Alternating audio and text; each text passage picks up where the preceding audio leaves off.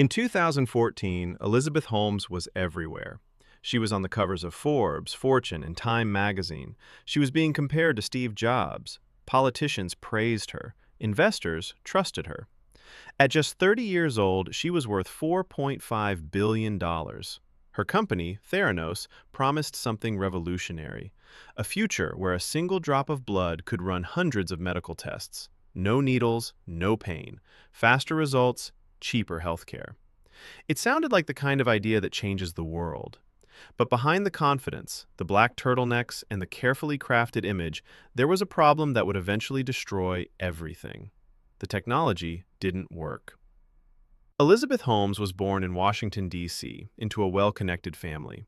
From an early age, she showed signs of extreme ambition.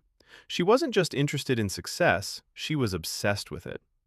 At 19 years old, she dropped out of Stanford University to start Theranos. The story was perfect. A young genius leaves college to change the world, just like Steve Jobs. And she leaned into that comparison hard. She dressed like him, spoke like him, even trained herself to speak in a deeper voice, believing it made her sound more serious, more authoritative. People didn't see a teenager with an unfinished education. They saw a visionary. Theranos claimed their machines could analyze blood using a tiny finger prick.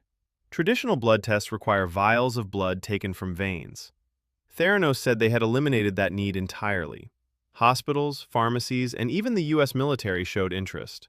Walgreens partnered with them. Patients began receiving Theranos test results. The company's valuation skyrocketed. At its peak, Theranos was valued at $9 billion. But inside the company, reality looked very different. Employees quickly realized the machines didn't function as promised. Tests failed. Results were inaccurate. In some cases, dangerously wrong. Instead of fixing the technology, the company focused on secrecy. Employees were separated into isolated teams. They weren't allowed to talk to each other. No one had the full picture. When engineers and scientists raised concerns, they were ignored. Some were fired. Others were threatened with lawsuits. Fear replaced innovation. Elizabeth Holmes insisted everything was under control. She told investors the technology worked. She told partners the issues were minor. She told the public a story they wanted to believe. And belief turned out to be incredibly powerful. Theranos' board of directors was filled with influential figures. Former U.S. Secretaries of State, military generals, people with political power, not medical expertise. They didn't understand the science, but they trusted Elizabeth. And because they trusted her, everyone else did too. For years, the illusion held, until one journalist started asking questions. In 2015, John Carreyrou of the Wall Street Journal began investigating Theranos. What he found was alarming. The company wasn't using its own machines for most tests. They were secretly running samples on traditional lab equipment. The revolutionary technology was mostly a performance. Once the truth began to surface, everything unraveled quickly. Partnerships collapsed. Regulators stepped in. Patients discovered they had received incorrect medical results. The story that once made Elizabeth Holmes a billionaire became evidence against her. In 2018, Theranos shut down completely. Elizabeth Holmes was charged with fraud.